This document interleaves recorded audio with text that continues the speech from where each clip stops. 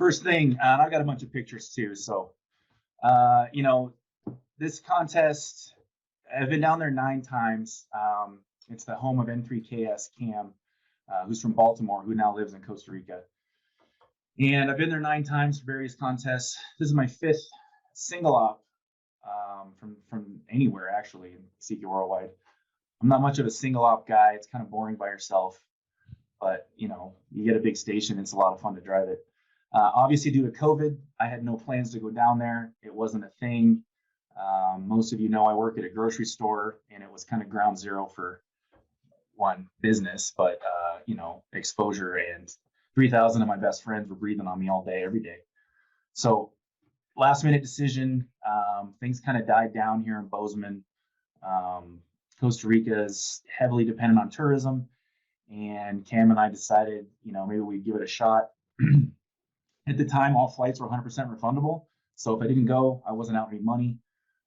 Normally I book my flights around August or September. This time I think I booked it on November 8th, November 5th, somewhere in there. You know, easy to get a flight. There's not a lot of seats. But, you know, we knew the risks. Cam's actually sent his family to a little place they have on the beach for the week. So we were all socially distanced, and, you know, we understood the risks and everything. Anybody that's flown in the last year, it's kind of a different experience. But so far, so good, luckily. Costa Rica is the first ones to allow international visitors. I think Costa Rica and Mexico were the only ones for a while that were allowing it. And I got in on the very first wave. They opened on November 1st. You know, I flew in there once on a hurricane. That was probably the stupidest thing I've ever done. This is probably top 5. But we made it work. So as long as things were open reasonably well, I got in there, and I had a contingent plan in case the U.S. shut the borders again, and that was definitely very possible. Of course, it didn't happen, but I was ready to leave at a moment's notice to get on my flight if I needed to. So anyway, Cam station, and I'll show you pictures, quick rundown. He's got 2 83-foot towers, freestanding towers, and it's not real big. There's 2 OptiBeam 4-band antennas, and they're big, 3 elements on 40, I think 4 elements on 20, and 5 and 6 on 15 and 10, something like that. So they're not small. Fixed 5-element Yagis to the southeast and the southwest on 10 and 15. 20, there was a 4-element to the southeast, just for on South American, and then a hex beam we had southwest or Pacific. 40 meters, the OptiBeams, and then I had a wire dipole at 100 feet. He's up against the volcano, Sonoria Volcano National Park, so to the southeast is difficult. So I have another antenna for those South Americans. 80 meters is incredible there. Costa Rica is really far from Europe, and on the low bands it's tough. So one year Cam got the wild idea to put up a wire Yagi up in the trees, up in the jungle canopy, and it worked. So now then he decided to put 2 of them up, one to Europe and one to JA. And he already had phase verticals, which were really good, but the wire Yagis, I mean, they had like 110-foot rope booms on them. They're not super high at 100 feet, but on the side of a volcano, it works. Beverages were 160. There's a tree there that's the tallest tree, I think, in the province. It's something like 230 feet tall, and it just sticks up, and you can see it for miles around. Anyway, it's on his property, and they give tours to it to the casitas that are next door. But Cam's, of course, a ham, and he put a 160 full-size loop at the top of it. So it's a pretty incredible antenna. Beverages to Europe and Japan, you know, being tropical, pretty important to be able to hear. So that was a big help, actually, in the low bands. One thing, there's no rotors there. There are rotators installed on the antennas. One of them we lost in a lightning strike on Worldwide Phone the previous year, and he just never fixed it. Logistics down there are difficult. Getting stuff shipped in is really hard. It just wasn't worth it. And the other one was kind of iffy, so I didn't want to turn it, and I didn't really need to. So everything was available on stack matches. One thing to note, not a single antenna was pointed at the U.S., which was not ideal, but it worked okay. And the opti beams are fed with quadplexers, so one coax going to the antenna, and then it's split in the shack. So quick picture here, the left side, that's the front antenna. That's the one that's pointed to Japan. So it kind of skirts, you know, Los Angeles area.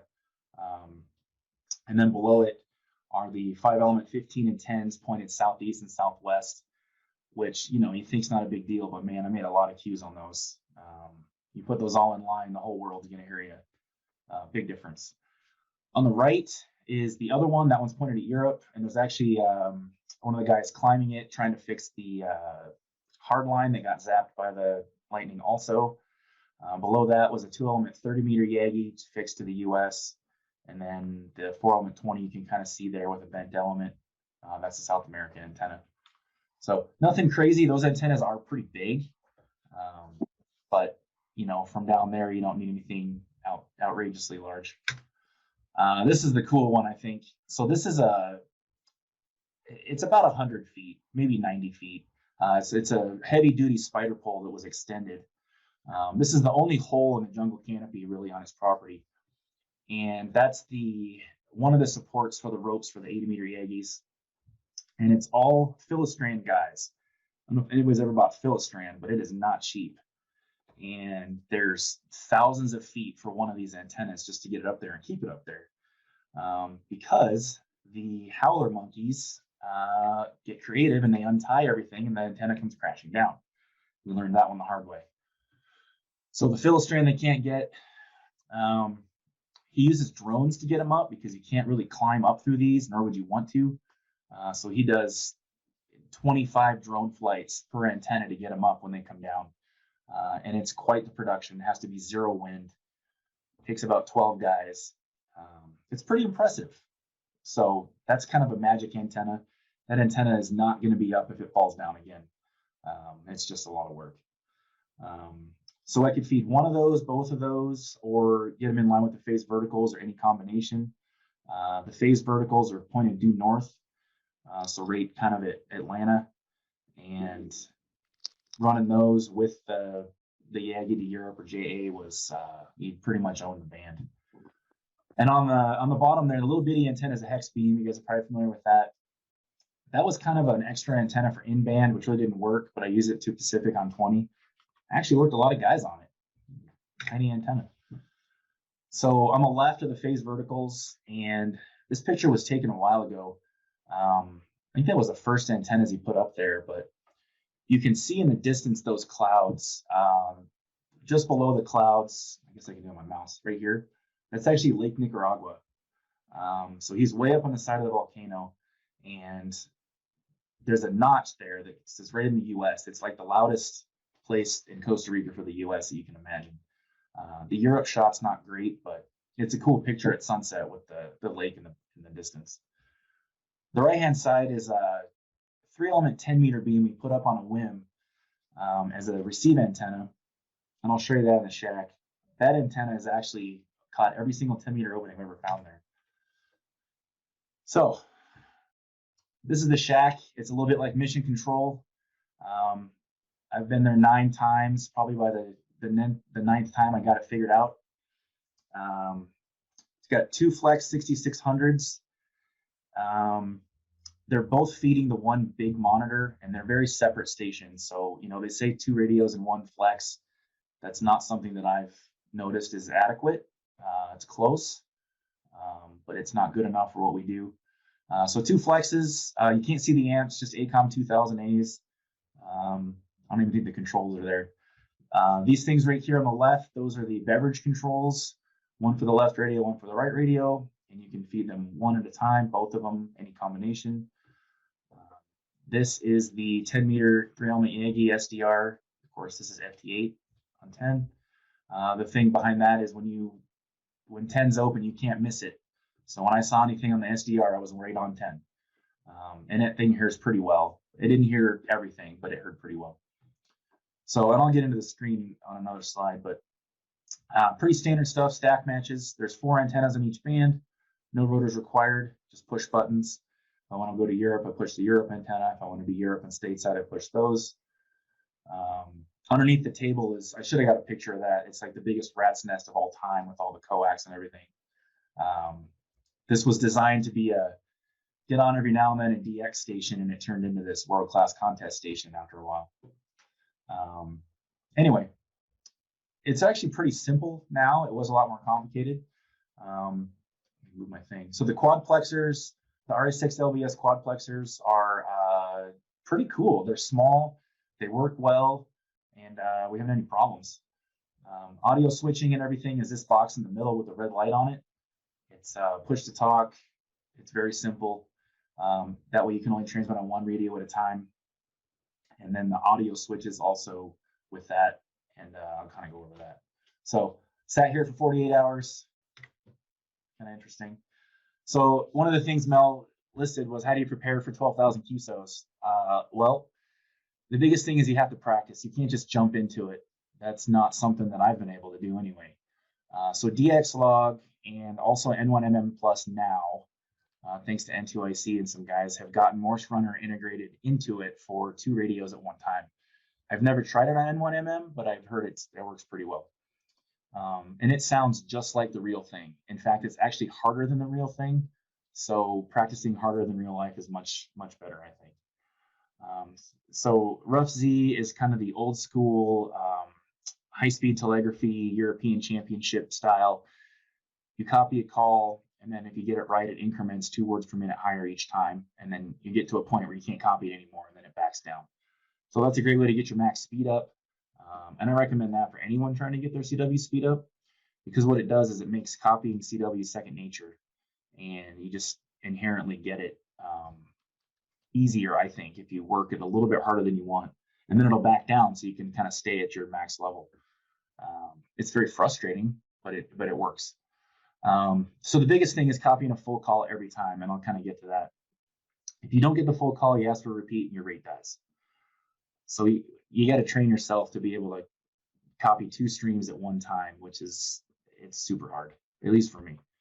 The audio switching, I never hear my side tone, and I'll kind of show that. So only way I know what I'm sending is by what's on the screen and what button I push.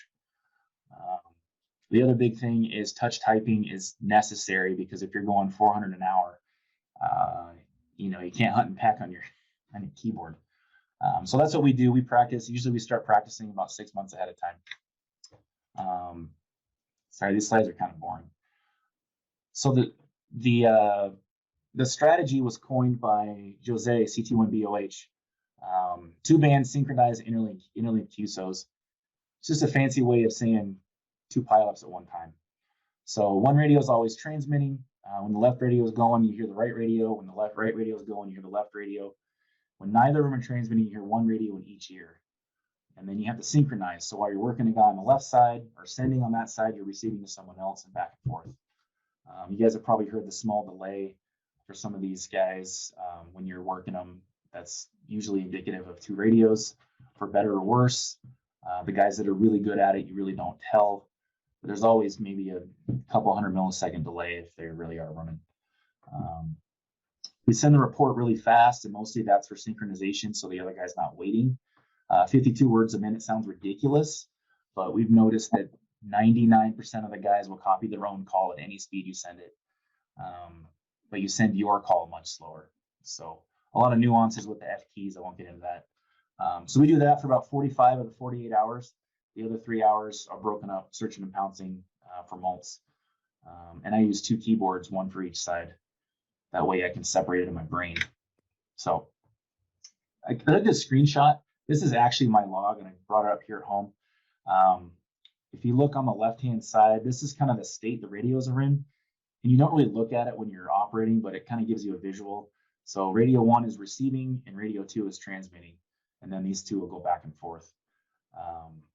But so on this side, this says that I last sent test TI7W.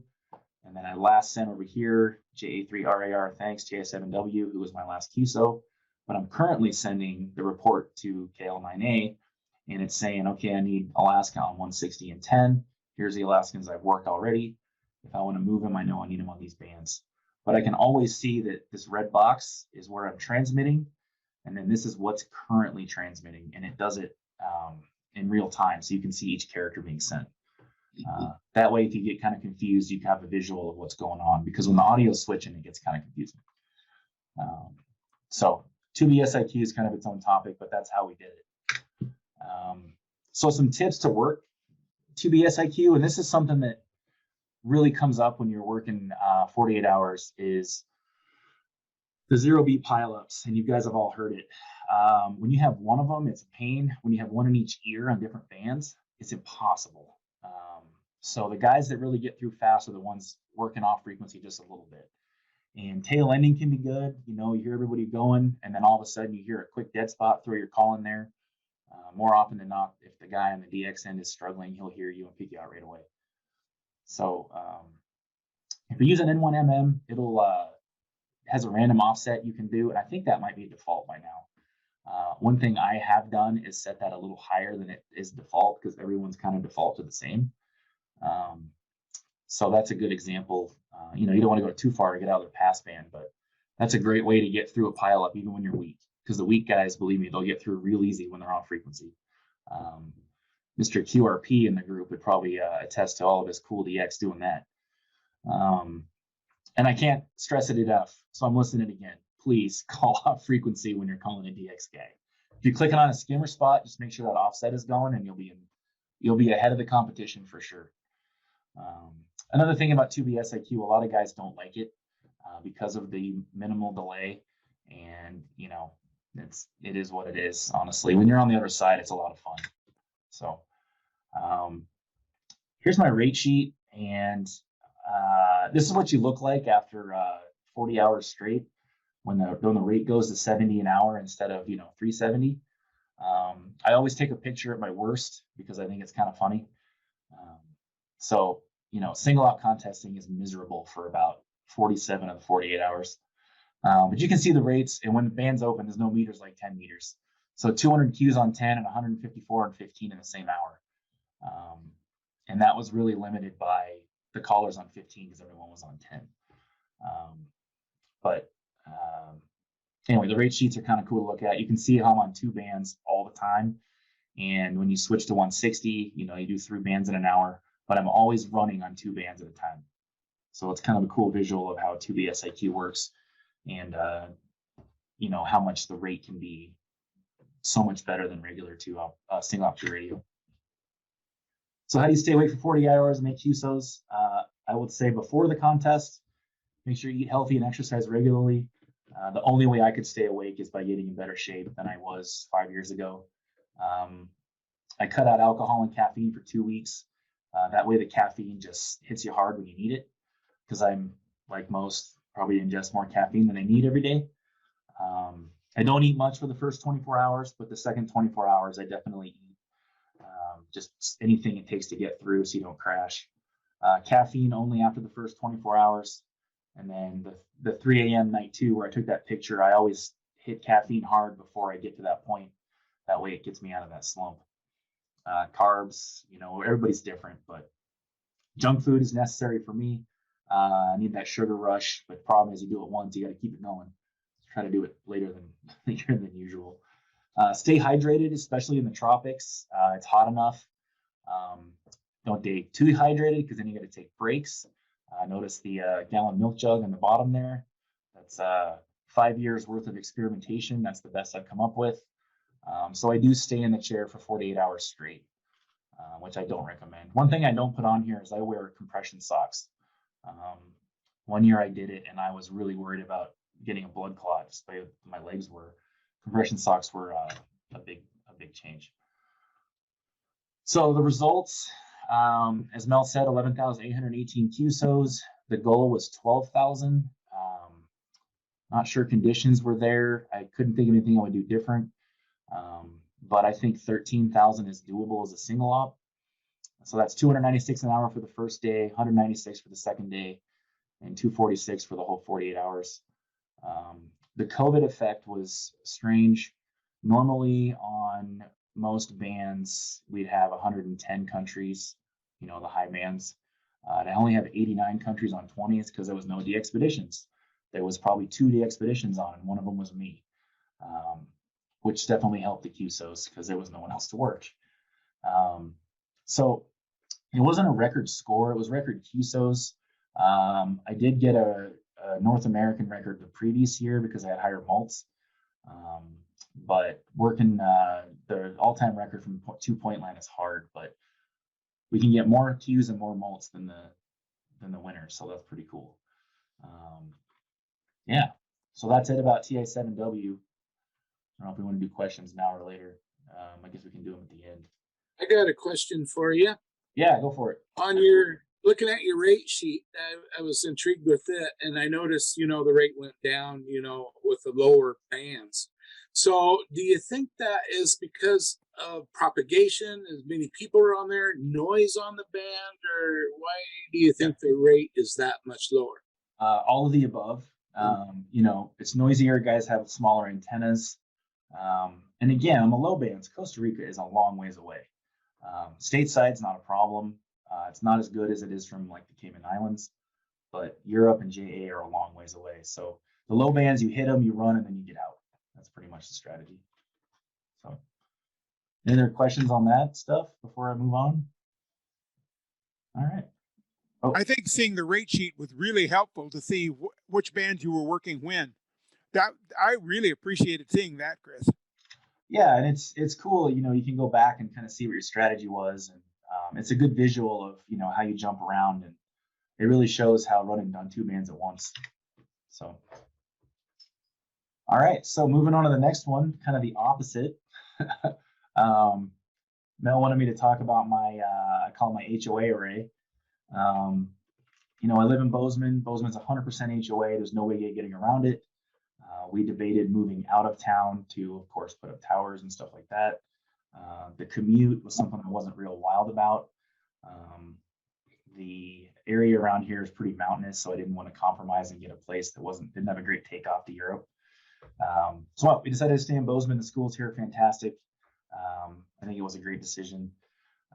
But I was going to be antenna limited. So my goal was to make some QSOs from home, maybe some FT8, which if you know me, I'm a CW guy, but I will tell you I have about 7,000 FT8 Qs now. So I'm not ashamed. But my idea was to get on a little bit, and then it kind of grew a little more ambitious. I didn't want coax runs going through the house. It needed to be clean. So our office, which was one of the reasons we bought this house, was so I could convert it into a ham shack, which is where I am. I see my workbench behind me that's covered in tools and stuff. But my wife has to sign off on all the aesthetics outside. And she's really good about letting me do what I want because, after 20 years, she knows. So a couple pictures. This one's hard. It's taken in my attic. So the first thing I did was figured out, okay, no one's going to see anything in my attic. So let's try with that. It's a 2-story townhouse, so it's up pretty high, 30 feet or so. I built a 20 through 6 meter homebrew fan dipole. You can see just a little LDG balun right there. Southeast northwest for USA, which also was the only way I could orient into my attic without really doing crazy stuff. The coax run, I'll get to that. It was not trivial, but I could do one coax with 4 bands, so that was great. So here's my backyard. Well, it's like half my backyard. This is the dipole with me tuning it. My dog in the way. That was a good time. But it tuned out great. It was perfect on every band until they put it up in the attic with all the house wiring and, conduit and all that stuff. So I had to change it up in the attic. And if anyone's ever put up a fan dipole, they know that you change one, you change them all. That was a very long, very hot day, but I got it. And man, that thing works. I worked a ton of people on it. The biggest thing is, if you guys have seen me, I'm 6'4". I'm not a little guy. And it was not easy to get up there and crawl around and do this stuff. So I had a run of LMR 400 already. I have a 2x8 switch that we use for WRTC. So I ran the coax, the Cat5 for the switch control, and some RG6 for 12 volts for the magnetic loop, which I'll get to. And we painted them all HOA gray. So you can kind of see on the left, this is where it goes up into my attic right here, which is this part on the soffit. Comes down. It's not as clean as I would like, but you can't see it from the front. comes down and it goes around. This is plumber's putty. Seems to work. Whenever I sell this house, I'll have to replace that, but I guess that's a small price to pay. So you can kind of see the backyard again. Let me go back. So anyway, this is my attic antenna. So I've kind of changed it now, but I still have the coax going up there, and I still use that antenna all the time. But this antenna right here is a magnetic loop, and I think a lot of you guys are probably familiar with them. I bought this antenna in Dayton back when we had Dayton, and I was looking for one specifically, and it was not cheap. This was production model number 2. Number 1 was the show one in Dayton, and it was remotely tunable 40 through 10. They claim 100 watts, but it's really 50 watts on CW. Any more than that, and it would arc inside. Anyway, I had this in the attic too, which was what the 12 volts was for, and it was really good. Super quiet. It's really narrow tuning, high Q coil. It worked all bands, of course, continuously. There was stuff I could hear on this that I couldn't hear on the dipole, which was kind of interesting. The dipole was a little louder, but mostly because I was only running 50 watts. Super cool antennas. Guys, if you're backpacking or portable or something, they have manual tune ones. They're pretty cool, but they're not cheap. So that was a successful experiment. I actually sold it to a friend of mine who actually went to University of Idaho, KC7 RSO. He moved to Kansas, and he's working on his CW with the CW ops guy. So he's using that antenna now. Anyway, that was another experiment with the HOA. And then I went to idea number 2, which is where I'm at today. The old wire in a tree. So you saw my trees. They're about 30 feet tall. The biggest thing is that radials are necessary. And, I couldn't get a 360 degrees on the radials, so I just did what I could. I put a 20 meter and a 40 meter quarter wave wire attached to the same balun. I got a picture of that just to see if it works. And it's a full size 40 meter vertical. It works great. And it's surprisingly good.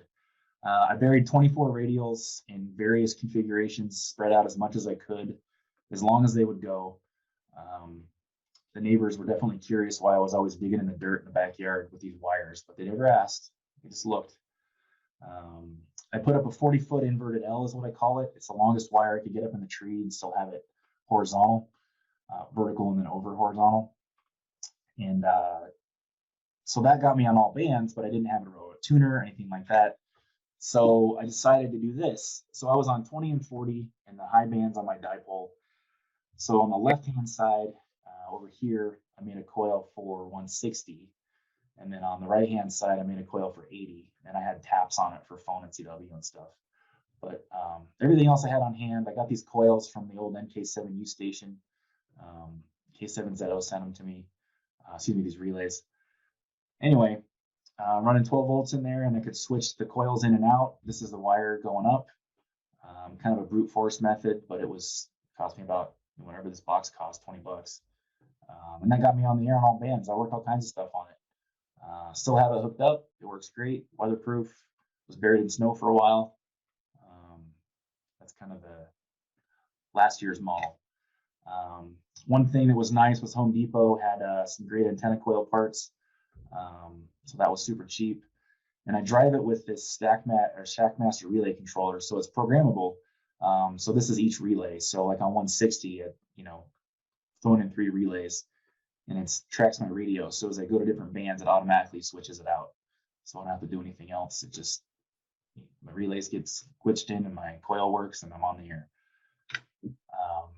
Yeah. This is the panel I have coming in, just an MFJ panel for the window. I don't want to drill any holes or anything like that. This is very simple. I don't have a ladder line anymore, but if I wanted to. So this works out well. This is my radials where it goes in. This is going to change this summer, but this is the balun I have for 20 and 40. I didn't have a picture of it, but I covered it with a bucket so it didn't get water in it and stuff. But this is just me setting it up. So that's it. That's just the base of the tree with what I had.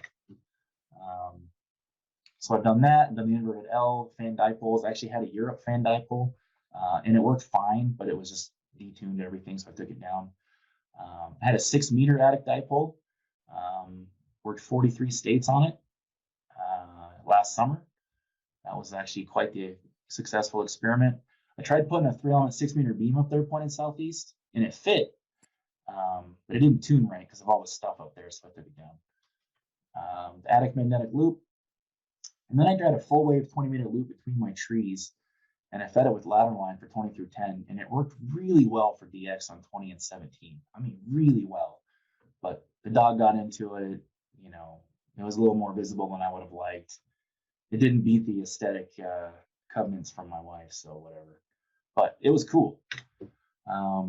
So now here's what I'm doing. I have some pictures. I have a remote tuner on the inverted L, so I can do 80 through 10 continuously without having to do relays. I'll add some more radials. I've got stacked 6-meter HO loops, which is, I got a picture of it here in a second. I'll keep the 40-meter vertical for A/B testing with the inverted L. I don't expect much difference, but it's nice to have options.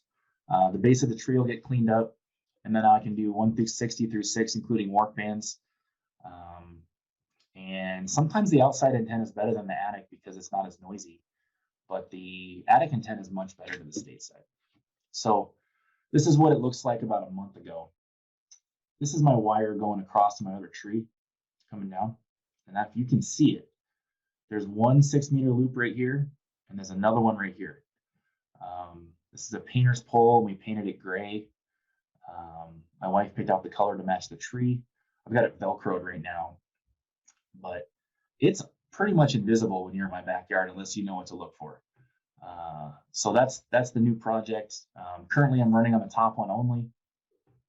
I just got the phasing lines done. They're actually behind me. That's my project for this week. I want to get it up before the leaves fill in, before the neighbors are outside looking at stuff all the time.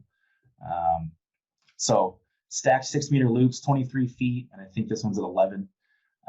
So 12 feet of spacing. It should be great. Of course, 6 meters not open yet, but we'll see. So there's my wire, and then you can kind of see the other stuff in the tree that goes out. Those are my other wires. So, you know, you do what you can. But with the 6-meter dipole in my attic, I worked 43 states, 185 grids last season, you know, working full time, just getting on when I could. So this should be quite the upgrade. So here's the new base of my tree. There's the tuner. I've got a 4-port remote antenna switch I'm doing. And then that switch box will go right here for some others. I have to throw a coil in for 160 because this won't do an antenna my short for 160. But, you know, hopefully soon. That'll be kind of the upgrade. Clean things up, easier to mow the lawn. 160 through 6 on an antenna or a lot that doesn't allow antennas. So things I've learned, high antennas are good. That attic dipole at 30 whatever feet was great. The verticals are not always noisy. You can work a lot of stuff, but don't expect to be the loudest by any means. But it's definitely a great way to scratch the itch and get on between big contest operations and, you know, kill an hour in the evening. FT8 is cool. I'm actually super impressed with what it does, but I still like working guys in CW. Every now and then I'll get the microphone out. The 6-meter season is coming soon, so here's a shameless plug. Make sure you guys get prepared now. It was a lot of fun last year. And the biggest thing I learned is just get on. You'll work all kinds of stuff. Yeah, so there's my HOA array presentation. Any questions from that at all, guys? Yeah, Chris, this is Rob, N7QT. Hey, Rob. I had a question concerning your vertical, your inverted L being so short. I saw that you had coils for 80 and 160, but it's got to be fairly narrow in terms of the bandwidth for the SWR. What do you do to adjust for the narrow bandwidth with such a short antenna? So on 80, I had 4 taps on the coil. I had a CW, an FT8, and 2 of them on phone. And that's one of the reasons I had so many different coils in there, or relays. So. Oh, I see. So you're switching them with relays, switching the taps. Correct. Got it. Okay, thank you. Yeah. But you're right. It was super narrow. Chris, I got a question. Yeah. And with the attic antennas and then the outdoor antennas with noise issues like computer noise and stuff like that, did you notice, of course, probably an increase with noise on the attic antenna? And did you have to fight that issue much? Yeah, so the attic antenna, it comes and goes. You know, it's a dense neighborhood. It's not too bad, especially on CW. 20 is actually pretty quiet. It's about S3, which I could never have guessed it would be that quiet. 15 has a noise. I don't know what that's about. 10 sometimes does. Not a lot I can do. My TV is a plasma TV, and it is loud. So if I want to work a guy and the boys are watching TV, they turn it off. But you know, usually if it's on low bands, they'll be in bed. The outside antennas are surprisingly quiet, but we have new neighbors and they have something that's loud every now and then. So, you know, you do what you can. So, all right. Chris, this is Dale, WU7X. I do. I really like your antenna system there. I recently picked up one of those DX what do you call it? DX Commander type antennas made in England. Yeah. They use a fiberglass pole in the center. Mm-hmm. And to me, he calls it a fan dipole. It looks more to me like a cage type dipole. Yeah. Would something like that work for you, where you could put up 4 or 5 different wires, feed it with a 50 ohm, just coax? It probably would. It's a little more visible than I would like, though. I think during the winter it would be. And Bozeman has winter and the 4th of July type weather too. I would. Yeah, it was snowing last week, but it's like 70 degrees today. So, and there's a lot of options for stuff with guys that are restricted, but this is what's worked out well for me. It's excellent. Yeah. So next topic's pretty short. I know we're getting close on time here. So WRTC 2022, it's kind of strange. There's not a lot to talk about. COVID has really put a damper. Of course, as you know, Italy was kind of ground zero for the Western world, and they got hit hard. So they're still saying they're on track. It's July 6th through 11 in 2022 in Bologna. The qualifying is over, and I'll kind of go over that. So everyone's kind of waiting for the final results of the contest so they can get the team leader selections. And then that's when kind of the jostling comes around for who's going and who's doing what. They haven't said how many teams specifically, usually 50 to 60, and they always add, subtract more based on who can go. The biggest thing for these guys is, hi, how you doing? Fundraising is between like $500,000 and $750,000, I think. So they haven't been able to go to Hamfest because there haven't been any. They haven't been able to do anything in person. So they're really hurting for fundraising. I'm not even sure where they're at. So WRTC may change a little bit in 2022, which is unusual. We know a lot more by now. But this is the list of the qualifying events. Just real quick, there's 24 events. You can pick 12 to have your points. Of course, CQ Worldwide, WPX are the highest points. The All Asian contest is worth 800. ARRL is worth 800, so it behooves you to do better in the quote bigger contests. But you have to be strategic about which ones you can do, which ones give you the most points versus your competitors. Qualifying is really hard. So we're in what they call NA7, which is Washington, Oregon, Idaho, Montana, Wyoming, which is a huge area, as we all know, but it's not exactly dense with major contest stations, unfortunately. So you only compete with scores from your region. On the left-hand side is the actual ranking from their website as it stands today through all the contests. So at the top is my friend Mitch, K7RL. He's in Western Washington on Commando Island. He ran away with it. He's great. You can see me down here in 5th. Out of total entries, I only have 7. And that's because I've done a lot of my contesting outside of W7. So my trick was I do a lot of multi-ops. I went to Costa Rica a lot. I had to get 4,000 points and get top 10 in the area to qualify to go as a team leader or teammate. So it's kind of restricted this year. They're kind of making sure that people who haven't been have a chance. That's a different topic, but anyway, qualifying is hard. I knew I couldn't beat Mitch because I just don't operate from W7 enough, so I wanted to get in there and get top 10 and 4,000 points. So that's what we did. Scores are weighted based on category. The high power unassisted category gives you 100% points. Assisted is 95%, and the multi-ops go down from there. So a team leader qualifies, and then you pick their teammate.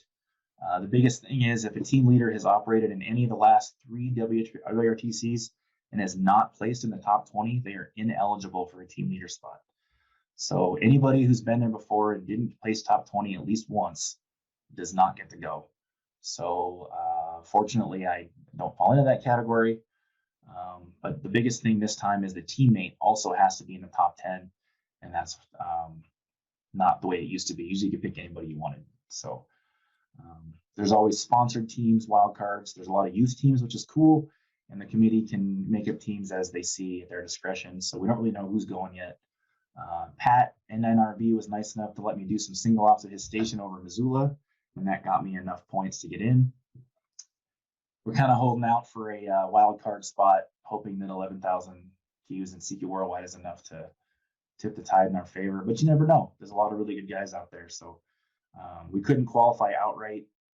Life just gets in the way. So we're trying for a wild card spot. If not, hey, there's nothing worse than going, or nothing wrong with going to Italy and hanging out with a bunch of friends and eating pasta and drinking wine. So these antennas just got donated. This just happened. K1LZ donated all the antennas for this. So these little trivanders, we assume there'll be a 48 meter dipole. There's no official rules yet. We don't know if it's multi-single or multi-2. I prefer the multi-single rules, but they haven't announced any of it yet. So we really don't know, which is kind of crazy. It's just over a year away. So team leader announcement should be anytime. CQ Worldwide CW results will come out probably next month. If anybody's interested in going over there, they're always looking for referees, which is a great way to get in and, see it, experience, and be part of it. And then their website, WRTC2022.it, it's pretty up to date. They do a good job, has all the information. So that's everything I know about the newest WRTC, really.